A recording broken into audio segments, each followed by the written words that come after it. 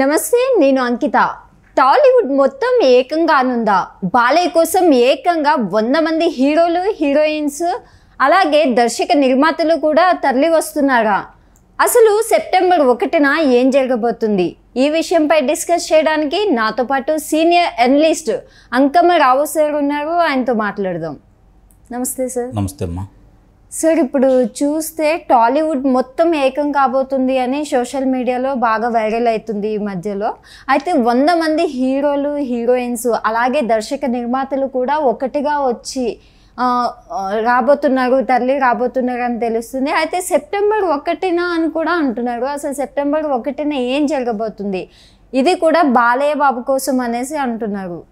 అంటే విశ్వవిఖ్యాత నట సార్వభౌమ డాక్టర్ పద్మశ్రీ నటరత్న నందమూరి తారక రామారావు గారి వారసునిగా చిత్రరంగ ప్రవేశం చేసి నందమూరి బాలకృష్ణ గారు బాక్సాఫీస్ బోనంజ యువరత్న నటసింహ ప్రజల మనసులో గెలుచుకొని ఇలాంటి పురస్కారాలు తీసుకొని ఈరోజు వయసు మీద పడుతున్నా కూడా ఇంకా ఇప్పుడున్నటువంటి యువతరానికి ఆదర్శప్రాయంగా, పోటీగా కదా, ఆదర్శప్రాయంగా వరుస చిత్రాలను పూర్తి చేసుకుంటూ వాళ్ళకంటే ముందుగానే వాళ్ళకంటే ఎక్కువ చిత్రాలను పూర్తి చేసుకుంటూ ఈరోజు ఇంకా ఆయన ఒక రకంగా చూసుకుంటా ఉంటే రోజు రోజుకి ప్రజాదరణ పెరుగుతుంది ఆయనకి.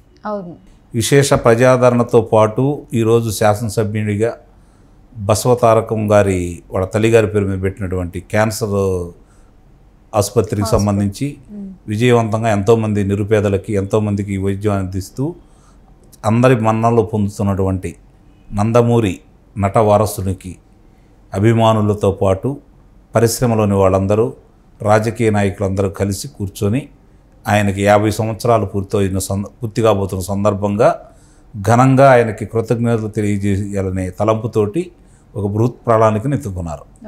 దీనికి ఇరు రాష్ట్రాల ముఖ్యమంత్రుల్ని ఆహ్వానిస్తున్నారు. అలాగే కళాకారులందరినీ, అన్ని శాఖలకు సంబంధించి, అలాగే కళాకారులు, నటీనటులు మొత్తాన్ని వాళ్ళు అందరినీ ఏకం చేసేసి ఆయనకి ఘనంగా 50 వసంతాలు పూర్తి చేసుకున్న సందర్భంగా ఒక విజయోత్సవాన్ని చేయాలని చెప్పని సంబరాలు బాగా చేయాలనే ఉద్దేశంతో అందరూ కలిసి మరి నటరత్న నందమూరి బాలకృష్ణ గారి యొక్క 50 వసంతాలు పూర్తి చేసుకున్న, చిత్ర పరిశ్రమలో పూర్తి చేసుకున్న సందర్భంగా అందరూ కలిసి వేడుకగా ఈ కార్యక్రమం నిర్వహించాలని చెప్పని ముందుకొచ్చారు.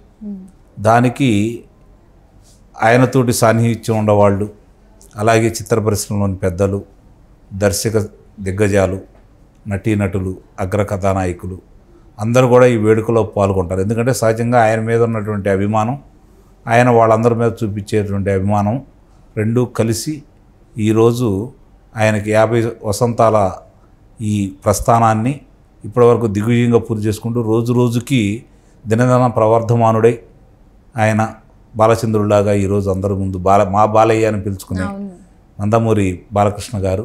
అంటే ఇప్పుడు జనరేషన్కి చూసుకున్నా కూడా సార్, అసలు చిన్నపిల్లల్ని అడిగినా బాలయ్య గారు అంటే ఫస్ట్ వినేమాట జై బాలయ్య అనేసి వింటాము. అంటే అది చాలా మందికి ఒక రకంగా అసూయే ఇది. ఎందుకంటే ఈ వయసులో ఆయన ఆ స్థాయిలో ప్రజాదరణ పొందడమే కాకుండా కొంతమంది పెద్దవాళ్ళకి, అంటే ఆయనతో పాటు ఆయన కంటే ముందు నటించిన వాళ్ళకు కూడా చూసుకుంటా ఉంటే ఈ తరంతో కొంత సంఘీభావం లేదు వాళ్ళకి. కానీ బాలయ్య బాబుకి అలా కాదు. ఈ రోజు కూడా మీరు అన్నట్టు చిన్నపిల్లలు కూడా జై బాలయ్య అని చెప్పని ఎక్కడికి వెళ్ళినా కూడా ఆయన ప్రజలతో మమేకమైన విధానం, ఆయన గురించి ప్రత్యేకంగా చెప్పుకోవాల్సిన ఏం పని లేదు. తనకి నచ్చిన పని మాత్రమే చేస్తాడు ఆయన. ఏదో చిత్రంలో కథానాయకుని కదా, బయట కూడా నటించాలని ఉండడు. అదే ఒక్కోసారి ఆయన్ని రకరకాలుగా వ్యాఖ్యానాలు చేయడానికి కూడా అవకాశం కల్పించినా కూడా ఆయన తను ఏమాత్రం కూడా తను తెలిసి ఒకళ్ళకి అపకారం చేయడు, చేతనైతే సహాయం చేస్తాడు. అలాగే మనసులో ఏమీ దాచుకోడు. పసిపిల్లవాడి మనస్తత్వం. నిజంగానే ఆయనకు దగ్గరగా చూసాము చాలా సందర్భాల్లో మేము. ఆయన మామూలుగా మనం చెప్తే పొగిడినట్టే ఉంటుందే తప్ప నిజంగా కూడా ఆయన నందమూరి తారక రామారావు గారు ఆయన ఆ రోజు తండ్రి వారసత్వానికి చిన్నపిల్లాడిగా వచ్చినా కూడా బాలనటుడిగా చిత్ర పరిశ్రమలో ఆయన వాళ్ళ నాన్నగారు ముఖ్యమంత్రి, వాళ్ళ బావగారు ముఖ్యమంత్రి అయినా సరే ఏ రోజు కూడా ఆ దర్బాన్ని ప్రదర్శించడం కానీ, నేను ముఖ్యమంత్రి గారి అబ్బాయిను, తర్వాత ఫలానా మా బావగారు నారా చంద్రబాబు నాయుడు గారు ముఖ్యమంత్రి అని చెప్పని కానీ ఏ రోజు కూడా చిత్ర పరిశ్రమకి రాజకీయాలను తీసుకురాని వ్యక్తి నందమూరి బాలకృష్ణ గారు. చిత్ర పరిశ్రమగానే చూశాడు ఆయన. ఆయన చిత్రాలు ఎలా అయితే నటిస్తాడో చిత్ర పరిశ్రమకు సంబంధించిన వేడుకల్లో కూడా అలానే అంతే ఉత్సాహంగా పాల్గొని తన వంతు కర్తవ్యాన్ని ఇప్పటివరకు నిర్వహించుకుంటూ వచ్చేసాడు. వాళ్ళ తండ్రి గారు వేసినటువంటి కొన్ని పాత్రలకి మళ్ళీ ఈరోజు తెలుగు పరిశ్రమలో నందమూరి బాలకృష్ణ గారు తప్ప ఇంక వేరే వాళ్ళు ఎవరిని కూడా ఊహించుకోలేని పరిస్థితి. ఆయన రూపం కావచ్చు, అది లేదా ఆయన అభినయం కావచ్చు, మరి ఆయన తీసుకునే శ్రద్ధ కావచ్చు వాటి మీద.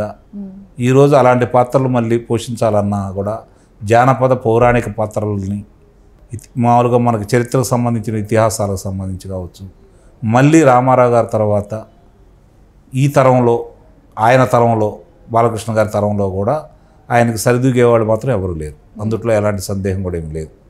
ఈరోజు చూసుకుంటా ఉంటే చాలా వేడిగ్గా ఉంది, ప్రజలందరూ కూడా ఆసక్తిగా ఎదురు చూస్తున్నారు. ఇక్కడ జరుగుతున్నది ఏంటంటే 50 సంవత్సరాలు చిత్ర పరిశ్రమలో నిరాడకంగా కొనసాగుతూ ప్రజానాయకుడిగా కూడా కొనసాగిస్తూ 3వ పర్యాయం హిందూపురం నుంచి గెలిచి రావడం జరుగుతుంది. ఆయన సంవత్సరానికి పోటీ సందర్భంగా కూడా 2014 కంటే 2016 ఆధిక్యత వచ్చింది. 2016తో పోల్చుకుంటే 2019 ఆధిక్యత పెంచుకుంటూ వస్తున్నాడు. ప్రజాదరణ ఇక్కడ రాజకీయ రంగంలో తగ్గట్లేదు. అలాగే చిత్ర పరిశ్రమ చూసుకుంటా ఉంటే ఈరోజు చాలామంది కుర్రవాళ్ళకు కూడా సాధ్యం కానటువంటి విధంగా ఆయన విజయాలు సాధించుకుంటూ వస్తే తన యొక్క గతంలో తన పేరు మీద ఉన్నటువంటి పురస్కారాలు కావచ్చు, తన పేరు మీద రాసుకున్నటువంటి రికార్డులు కావచ్చు, ఆయన్నే అధిగమించుకుంటూ ముందుకెళ్తా ఉన్నాడు.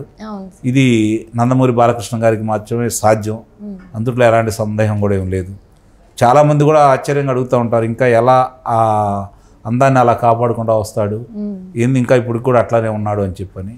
అది ఆయన మనస్తత్వాన్ని బట్టి ఆరోగ్యం కూడా ఉందని అయితే నేను భావిస్తున్నాను. సరే, ఇక్కడ మీరు చెప్పినట్లుగానే బాలయ్య బాబు అనేసరికి అసలు తెలుగు 2 రాష్ట్రాల్లో కూడా ఆయనకి పెద్ద ఎత్తున అభిమానులు ఉన్నారు.